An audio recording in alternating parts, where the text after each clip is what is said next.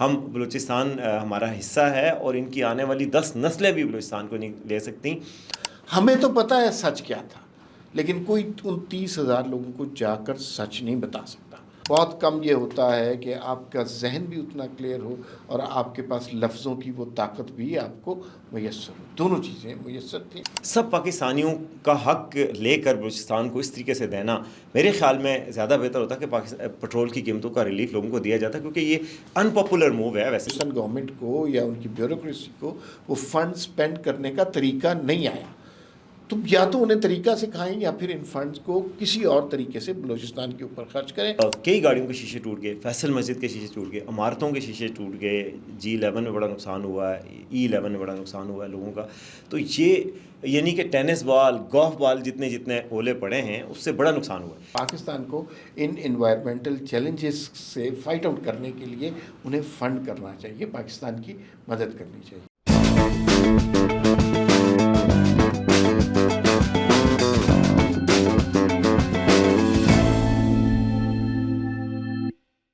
السلام علیکم، we talk کے ساتھ میں وسیم عباسی اور عمار مسعود صاحب کے ساتھ آج 3 خبروں پہ بات کریں گے۔ ایک تو آرمی چیف کا جو خطاب کل ہوا تھا کنونشن سینٹر میں، آج اس کی ویڈیو جاری کی گئی ہے۔ اس میں بڑا پرجوش انداز میں انہوں نے خطاب کر کے کہا ہے کہ جی آنے والی 10 نسلیں بھی BLA کی بلوچستان کو ہم سے جدا نہیں کر سکتی، اور اس حوالے سے کہا کہ ہم ان کی دہشت گردوں کا قلعہ کما کر دیں گے۔ اس کے علاوہ انہوں نے اوورسیز پاکستانی اس کی اہمیت کے حوالے سے بات کی، فیک نیوز کے حوالے سے کہا کہ فیک نیوز سوشل میڈیا جو ہے وہ ایک فیک نیوز پھیلانے کا ایک بڑا ذریعہ بن گیا ہے۔ فارورڈ ایز ریسیوڈ نہیں کرنا بلکہ اسلام کے حکم کے مطابق تحقیق کرنی ہے، یہ بات بھی کی انہوں نے۔ اس کے علاوہ دوسری بات ہم آج کریں گے پرائم منسٹر شہباز شریف صاحب کے حوالے سے، اور انہوں نے جناب کہا ہے کہ جی پیکیج جو لوگوں کو پٹرول سستا دینا تھا 10 روپے، وہ جو کہ عالمی منڈی میں قیمتیں کم ہوئی ہیں، انہوں نے کہا کہ وہ اس کے بجائے اس فنڈز کو ڈائیورٹ کر کے بلوچستان کی ترقی پہ لگایا جائے گا، وہاں پہ سڑکیں بنائی جائیں گی۔ اس کے علاوہ کچی کینال کا منصوبہ بھی شروع کیا جائے گا۔ اس منصوبے کو باقی لوگ بہت ویلکم کر رہے ہیں، عام لوگ اس پہ کیا ڈفرینٹ رائے رکھتے ہیں جو پاکستان کے دوسرے علاقوں کے رہنے والے ہیں، کہ بھائی ہم سب مل کے اس کو ریلیف کو دے رہے ہیں، اس پر بھی بات کریں گے۔ اس کے علاوہ اسلام آباد میں بہت شدید ہیل اسٹارم آیا ہے، اور جو اسلام آباد میں رہتے ہیں ان کو پتہ ہے کہ آسمان سے ایسے ٹینس بال جتنے برف کے گولے پڑے ہیں اسلام آباد میں۔ اس حوالے سے اور تباہی بھی آئی ہے، لوگوں کی گاڑیوں کے شیشے ٹوٹ گئے ہیں اور نقصانات ہوئے ہیں، اس پر بھی بات کریں گے۔ تو سب سے پہلے جی آرمی چیف کا خطاب ہے، اس کی ویڈیو آئی ہے کوئی 8 منٹ سے زائد کی۔ اس سے پہلے جو نعرے لگ رہے تھے اس پر فیک نیوز بھی بن گئی، اس پر نعرے لگ رہے پاک فوج زندہ باد، وہ اس طرح کی دھن میں لگ رہے تھے۔ تو ابھی میں دیکھ رہا تھا صابر شاکر صاحب نے ٹویٹ کیا ہوا ہے، کچھ اور بھی اکاؤنٹ سے ٹویٹ ہوا ہے، اس میں انہوں نے کہا ہے کہ یہ عمران خان زندہ باد کے نعرے لگا رہے ہیں، وہ نعرے وہ لگا رہے تھے۔ پھر اس کے بعد ان کی اسپیچ شروع ہوئی، اور اسپیچ میں انہوں نے بہت جذباتی انداز میں خطاب کیا۔ میں نے کبھی ان کو اتنا جذباتی دیکھا نہیں، بڑے غصے میں تھے، خاص طور پہ بلوچستان کا ذکر کرتے ہوئے کہ یہ 1500 دہشت گرد، یہ بلوچستان تو ہمارے ماتھے کا جھومر ہے، یہ 1500 دہشت گرد BLA اور BRF کے یہ سمجھتے ہیں بلوچستان ہم سے لے لیں گے، یہ آزاد کروا لیں گے، ہم بلوچستان ہمارا حصہ ہے اور ان کی آنے والی 10 نسلیں بھی بلوچستان کو نہیں لے سکتی۔ اور جب تک پاکستان میں ایسی مائیں ہیں جو شہداء کے جنازوں کو چومتی ہیں اور ان پہ فخر کرتی ہیں، تو ایسا کوئی نہیں کر سکتا۔ پھر انہیں اوورسیز پاکستانی اس کو کہا کہ آپ ہماری عزت ہیں، ہمارا وقار ہیں، اور فیک نیوز پہ انہوں نے بڑی سخت بات کی۔ انہوں نے کہا فیک نیوز میں آپ دیکھیں، انہوں نے کہا جی آپ کہہ دیتے ہیں سوشل میڈیا پہ کوئی بھی فیک نیوز بھی آ جائے، کچھ بھی ویڈیو آ جائے، آپ اس کو کہتے ہیں فارورڈ ایز ریسیوڈ۔ حالانکہ قرآن کا اسلام کا حکم کیا ہے کہ جب تم پہ کوئی فاسق فیک نیوز لے کے آئے، خبر لے کے آئے، تو اس کی تحقیق کر لیا کرو کہ بعد میں تمہیں پچھتانا نہ پڑے۔ انہوں نے آیت پوری تجوید کے ساتھ پڑھ کر بھی سنائی۔ تو آپ کیا کہتے ہیں اس پہ؟ بہت شکریہ وسیم صاحب۔ اچھا، ابھی کچھ اوورسیز پاکستانی ہمارے دفتر آئے ہوئے تھے اور اسی خبر کی بات ہو رہی تھی۔ یہ جو ایک ویڈیو بڑی وائرل ہو رہی ہے جس میں آرمی چیف کے حق میں نعرے لگ رہے ہیں، اور اس کو PTI کے لوگ اس طرح ثابت کر رہے ہیں جیسے آرمی چیف کے خلاف یا عمران خان کے حق میں نعرے لگ رہے ہیں۔ جو آج بات کی گئی تقریر میں کہ یہ فیک نیوز فتنہ بن گئی ہے، تو ان اوورسیز پاکستانیوں نے جو ہمارے دفتر آئے تھے انہوں نے کہا کہ ہم نے خود وہ ویڈیو دیکھی ہے، ہم وہاں پر موجود تھے، فوج کے حق میں، آرمی چیف کے حق میں نعرے لگ رہے تھے۔ لیکن جب ہم نے یہ سوشل میڈیا پہ دیکھی جو PTI کے ٹرول اکاؤنٹ سے شیئر ہوئی، وہاں پہ 20 30 ہزار لوگوں نے اس کو ویو کیا۔ ہمیں تو پتہ ہے سچ کیا تھا، لیکن کوئی ان 30,000 لوگوں کو جا کر سچ نہیں بتا سکتا۔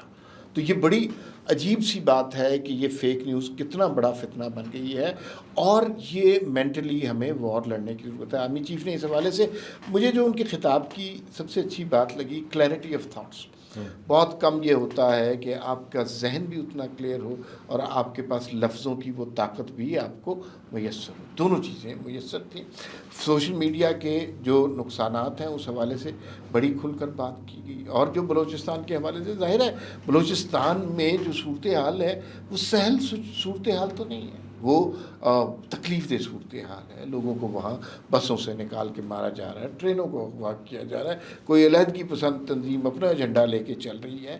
اور اس موقع پہ مجھے نہیں, آپ کو نہیں, پوری قوم کو حوصلے کی ضرورت تھی کہ یہ ایسا کوئی نہیں ہو رہا کہ خدا نخواستہ کو بلوچستان کو پاکستان سے الگ ہو جائے گا, ایسا کوئی نہیں ہو رہا. ایک شورٹی کی ضرورت تھی, تو وہ شورٹی آرمی چیف نے ہمیں دے دی, اور وہ بات اچھی لگی. اور جس طرح انہوں نے کھل کر بات کی ہے, ماضی میں بھی لوگوں نے بات کی ہے, لیکن اس کلیئرٹی کے ساتھ بات کرنا نصیب نہیں ہوئی. بلوچستان کے حوالے سے کھل کر انہوں نے بات کی.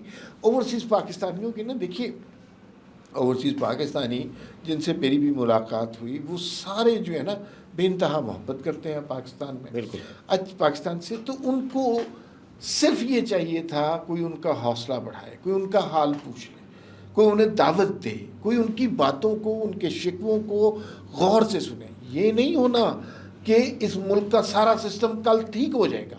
ایک اوورسیز کنونشن ہوا ہے, اس کے بعد سارے ان کے مسائل حل ہو جائیں گے.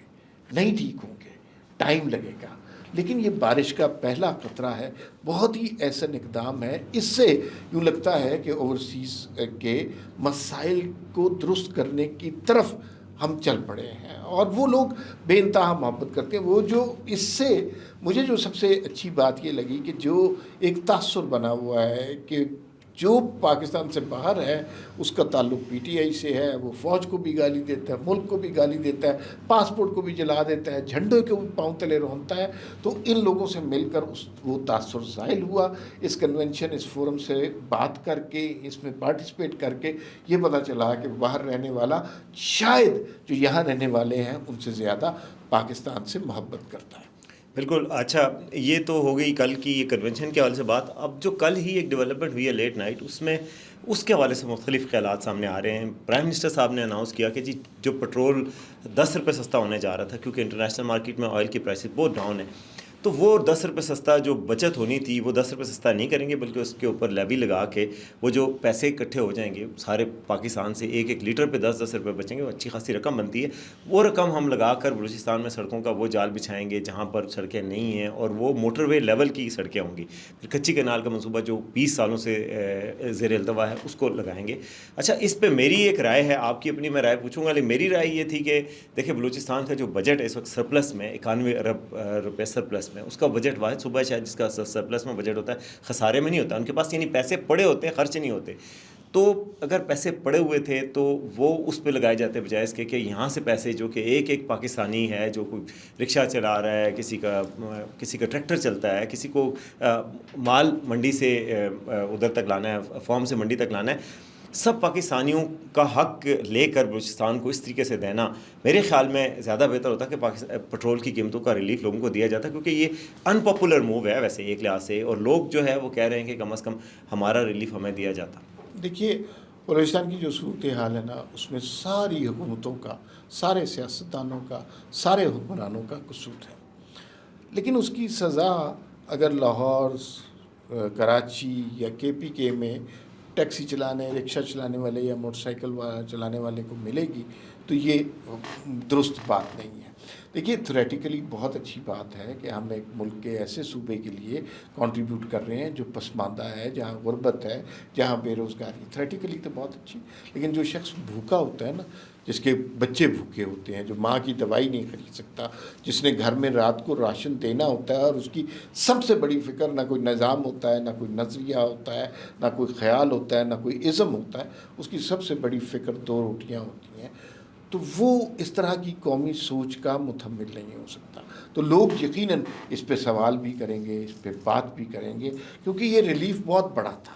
اور وہ آپ کی بات صحیح ہے کہ فنڈ جنریشن مختلف طریقوں سے اور ہو سکتی ہے. جتنے لیبس ہوتے ہیں فنڈ, ان کو کہیں نہ کہیں استعمال کیا جا سکتا ہے. وہ پیسے کہیں چلے تو نہیں نہ گئے, واپس خزانے میں آ گئے, واپس اپنی کٹی میں آ گئے. صرف غلطی یہ ہے کہ بلوچستان گورنمنٹ کو یا ان کی بیوروکریسی کو وہ فنڈ سپینڈ کرنے کا طریقہ نہیں آیا.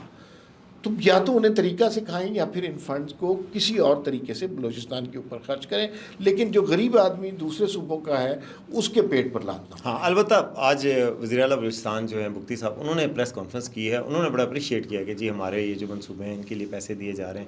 اب دیکھنا یہ ہوگا کہ امپلیمنٹیشن کیسے ہوتی ہے.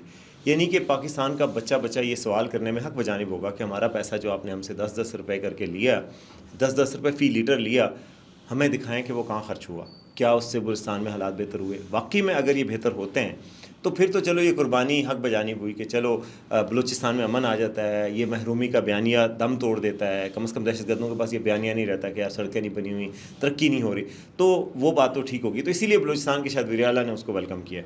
اب اگلی خبر کی طرف آتے ہیں جی. اسلام آباد میں ہیل سٹارم ہوا ہے آج, یعنی کہ یالہ باری ہوئی ہے, اور اتنی شدید یالہ باری. عمار صاحب آپ میرے خیال آفس کے اندر تھے اور میں تھوڑا سا باہر بھی چیک کر رہا تھا, کئی گاڑیوں کے شیشے ٹوٹ گئے, فیصل مسجد کے شیشے ٹوٹ گئے, عمارتوں کے شیشے ٹوٹ گئے, G11 میں بڑا نقصان ہوا ہے, E11 میں بڑا نقصان ہوا ہے لوگوں کا. تو یہ یعنی کہ ٹینس بال, گولف بال جتنے اولے پڑے ہیں اس سے بڑا نقصان ہوا ہے. کیا کہتے ہیں؟ اصل میں کلائمیٹ چینج جو ہے نا وہ بہت بڑا ایشو بن گیا ہے اور ریئلائز نہیں ہو رہا. ایک پہلے ہم سن رہے تھے کہ بارشیں نہیں ہو رہی ہیں اور بارشیں لیٹ ہو رہی ہیں, جو موسم تھے اب وہ موسم لیٹ آ رہے ہیں. جو سپٹمبر میں موسم ہونا چاہیے وہ دسمبر میں ہوتا ہے, جو دسمبر میں ہونا چاہیے وہ مارچ میں ہوتا ہے. دوسری بات یہ ہے کہ پھر اس کے دو طرح کے اور افیکٹ ہوتے ہیں, یا تو بارش نہیں ہوتی, یا پھر طوفان آتے ہیں, یا پھر سیلاب آتے ہیں. جو اوزون لیئر ہے اس کو ڈیمیج کرنے میں دنیا کا قصور زیادہ ہے. پاکستان کی اتنی کیپیسٹی نہیں ہے کہ انوائرمنٹلی اس کو اتنا نقصان پہنچا سکے. ساری دنیا نے جو تعفن پھیلایا, جو پولوشن کریٹ کیا ہے, اس کی سزا پاکستان کو مل رہی ہے. اور یہ کہا یہ جا رہا ہے, ماہر موسمیات کہتے ہیں کہ یہ اس کی ابتدا ہے.